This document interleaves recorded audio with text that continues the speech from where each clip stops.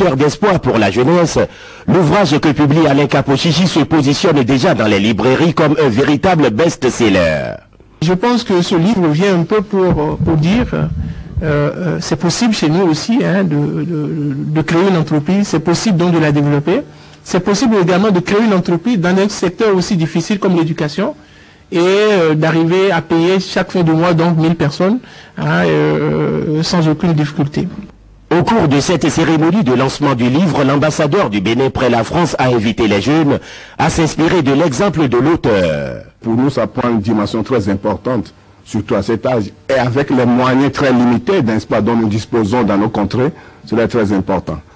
C'est ce témoignage que je voudrais porter en vous remerciant d'aider Alain et d'aider, n'est-ce pas, l'Afrique à avoir d'autres Alain.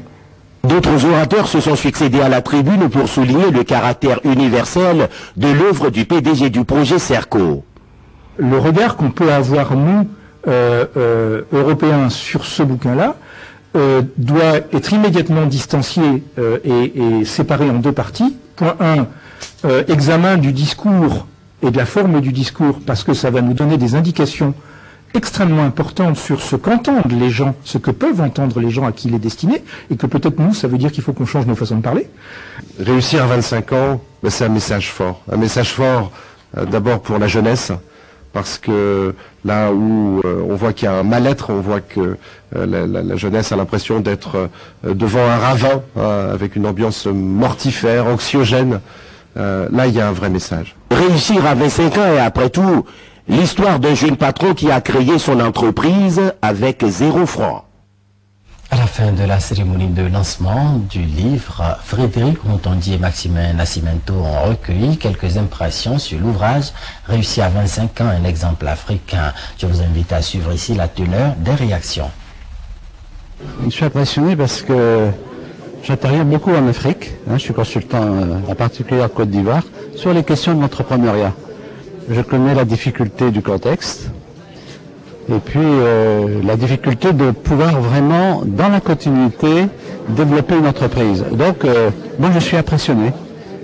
S'il y a un coup de main à donner, je suis prêt à le donner. J'espère qu'il pourra intervenir dans notre école à Paris pour peut-être s'adresser à nos jeunes et leur donner de l'espoir et l'envie de poursuivre leurs études et d'aller toujours plus loin. On a perdu en Europe l'audace. Le oser défier, le oser aller beaucoup plus loin. Et je pense que là, il nous apporte effectivement un message très fort sur des concepts qui sont devenus très anciens et pour lesquels il y aurait bien besoin de réactualiser tout ça. Son expérience, c'est une expérience qui est tout à fait remarquable parce que c'est quelqu'un de très jeune qui réunit des qualités qu'on atteint en général plutôt en fin de parcours. Une réflexion sur l'humanité qui est vraiment très intéressante. J'ai pris son ouvrage parce que je pense que même pour des Européens, il y a quelque chose à apprendre, certainement, un enrichissement pour sortir un petit peu du cercle je travaille pour gagner de l'argent, je gagne de l'argent pour travailler. Je trouve que c'est effectivement très, très intéressant de pouvoir déjà faire profiter de l'expérience parce que pour pouvoir transférer les moyens, les méthodes, les outils, il faut pouvoir partager.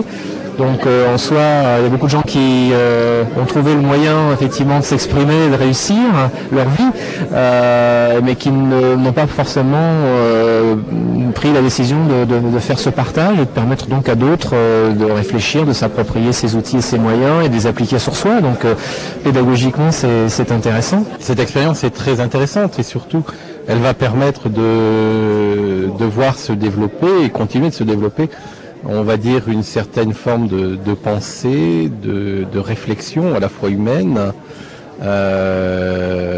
et qui n'est pas complètement, j'ai envie de dire, un dérivé des formations anglo-saxonnes.